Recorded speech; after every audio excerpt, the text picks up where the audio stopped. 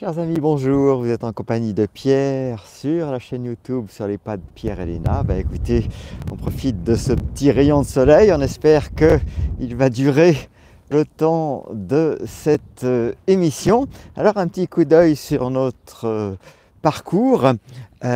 Aujourd'hui nous arrivons à l'émission numéro 63. On va vérifier avec le planning pour être bien calé pour cette émission.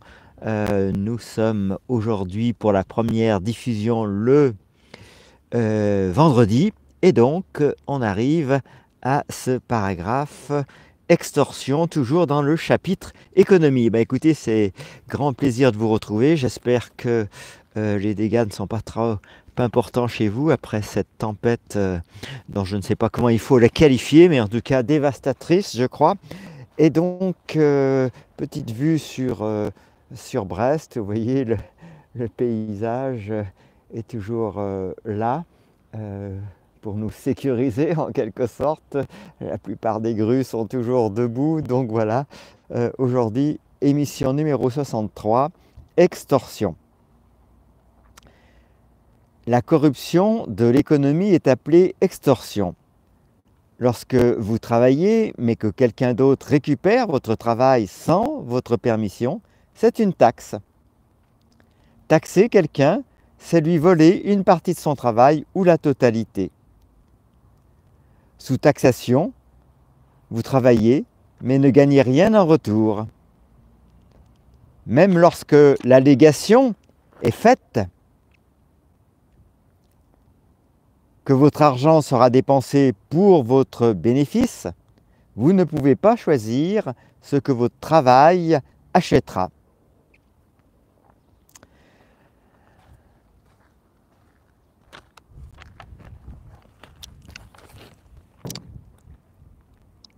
Sous taxation, l'extorqueur est le maître et vous êtes l'esclave. Quelle quantité de travail il vous vole est sans importance. Un esclave pour une heure ou un esclave pour toute une vie est toujours un esclave. Le défaut de paiement est sanctionné par l'emprisonnement ou la mort. La taxation se présente sous de nombreuses formes. La plus simple est de voler votre argent sans que vous ne le réalisiez jamais. Nous appelons cela du vol et il est pratiqué par les criminels ordinaires. La forme de taxation la plus populaire et la plus lucrative est de prendre une portion de votre travail lorsque vous le produisez, lorsque vous l'échangez et lorsque, on tourne la page, vous l'épargnez.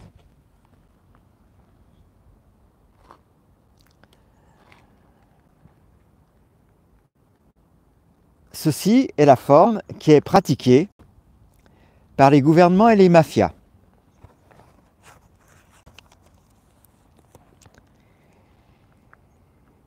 Il existe une autre forme qui est incroyablement sournoise et difficile à voir pour les gens. La restriction des comportements pour vous obliger à faire quelque chose que l'autorité veut est une taxation.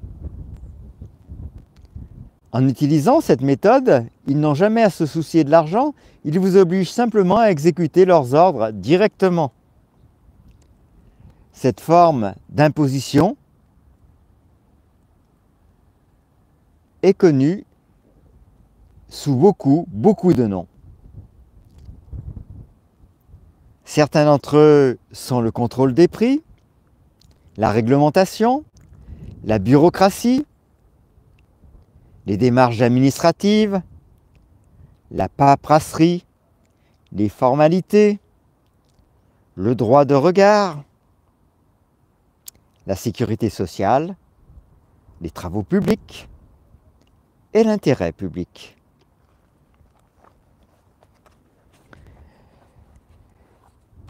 Une taxation efficace est fonction du temps.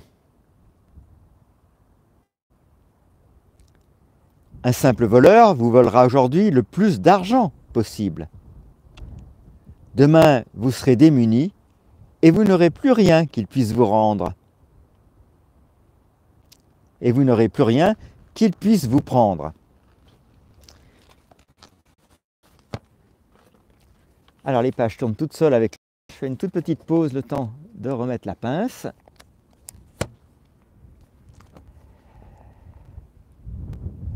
Donc, on en était au fait qu'un simple voleur vous volera aujourd'hui le plus d'argent possible. Demain, vous serez démunis et vous n'aurez plus rien qu'il puisse vous prendre. De plus, vous vous enfuirez loin où vous trouverez un moyen de vous protéger à l'avenir. Les gouvernements sont bien plus aboutis. Ils vous permettent de conserver une partie de votre travail pour vous-même et assez pour que vous ne vous enfuyiez pas ou vous ne révoltiez pas, mais continuiez au contraire à travailler afin qu'ils puissent vous prendre encore demain.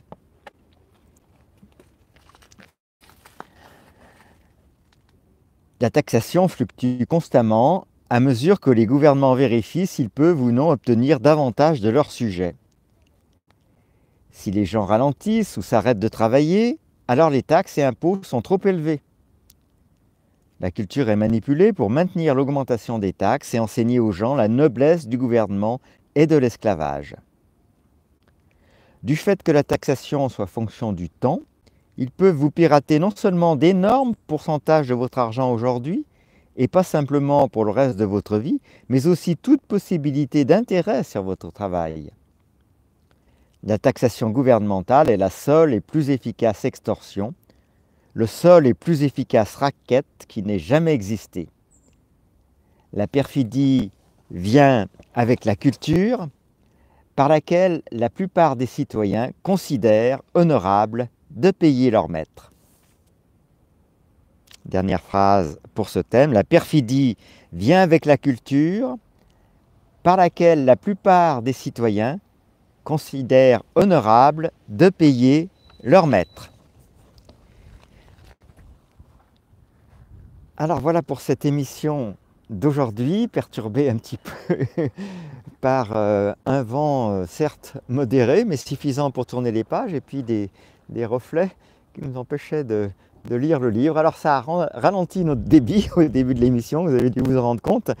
Eh bien, j'espère que ce débit un peu plus lent sera aussi un facteur d'attention, parce qu'il y a toutes sortes de méthodes pour bien intégrer un texte, dont celle effectivement qui n'était pas voulue aujourd'hui, mais d'une lecture plus lente. Alors vous voyez, ce soleil après la tempête, même s'il semble qu'il y en ait d'autres d'annoncés, fait du bien au cœur et à l'âme, et c'est volontiers avec vous que je vous partage ce paysage bien plus souriant que les heures dernières.